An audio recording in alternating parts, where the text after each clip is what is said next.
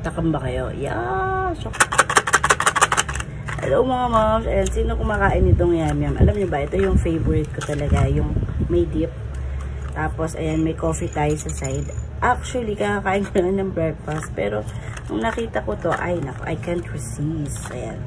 Open natin. Ah, hirap na siyang buksan. Wait, buksan natin. Ciao. Tada! Lagyan niya siya, oh. Yum-yum. Tada! Tapos, ang ginagawa ko, ayan, diba? Meron siyang ganyan sa takip.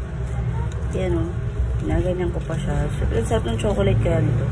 Cheers! Thank you, Lord. Sarap talaga niya. Sarap ng tinapay niya, eh.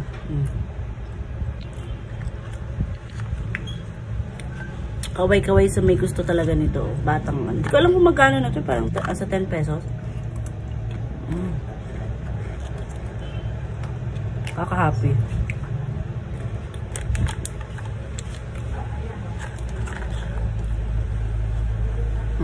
Ganda niya may chocolate, oh.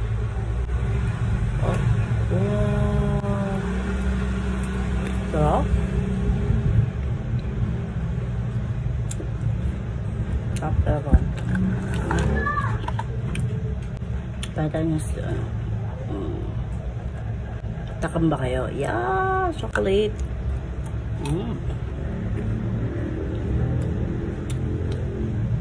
Okay, hindi ako chocolate lover, pero pag ito ay kasi hindi naman siya sobrang tamis, guys.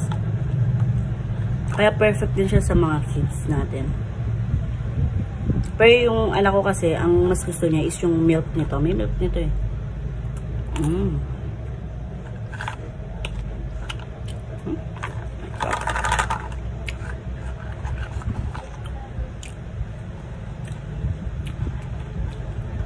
Buti na lang maaraw na. Makapagbukas na tayo. Cheers!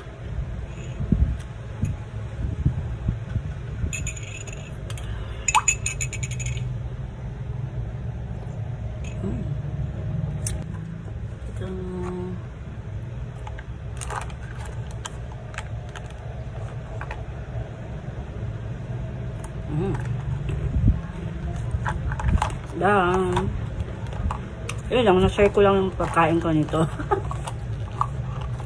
Yun lang. Sarap.